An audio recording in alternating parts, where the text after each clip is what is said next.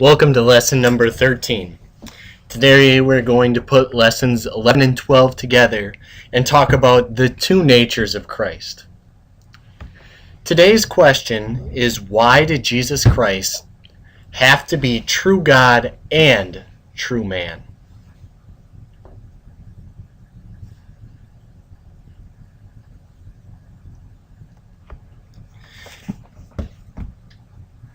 Many people enjoy mystery stories.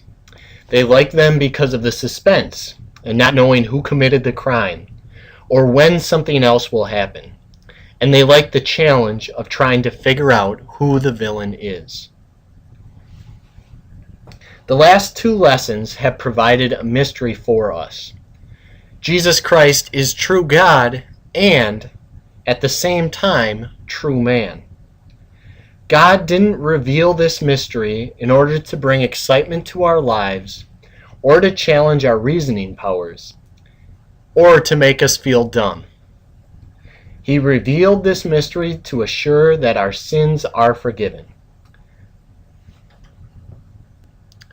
Today we have a few church words. The first one is the two natures of Jesus. And those two natures are 100% man and 100% God. This is just a fact that we need to know. Jesus isn't 50% man and 50% God, but he is 100% man and 100% God.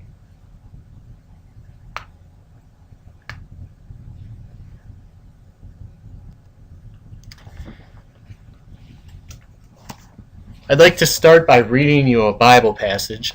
That Bible passage is taken from Romans chapter 3, verse 23. And here the Apostle Paul writes, "For all have sinned and fall short of the glory of God." All mankind is sinful. We have unkind thoughts. We don't do what we're asked to do. We say things that hurt others. We hate others. We talk back to parents and teachers. We hold things higher than we hold our God. Some people say, "I may not be perfect, but I try to live a good life. I think that God will accept me." The truth is a whole lot different than what we think. Romans chapter 6 verse 23a says, "For the wages of sin is death." And 1 John chapter 1 verse 8 shares a very similar message. It says, "If we claim to be without sin, we deceive ourselves and the truth is not in us." The truth is that everyone has sinned and has earned eternal death as our punishment. God cannot accept us for the things that we have done because our lives are full of sin. Our first takeaway is that Jesus has to be true God and man in order to be subject to the law and to keep it perfectly in our place. The only way that Jesus could keep the law perfectly is because he is God. Because Jesus kept the law perfectly, we are made righteous. Moving on to our second takeaway. Jesus had to be true God and man in order to die for sin and to have his death count for us all.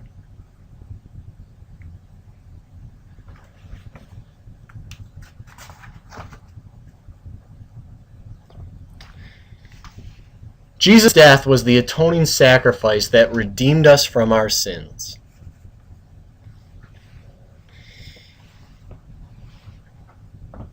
Because Jesus is God, his sacrifice was enough to pay for the sins of the whole world. If Jesus was able to live a perfect life and was only a man, his death would only count for him. But since he is God, his death counts for all.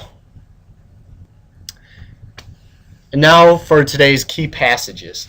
Hebrews chapter 2, verse 14, Mark chapter 10, verse 45, and 1 John chapter 2, verse 2.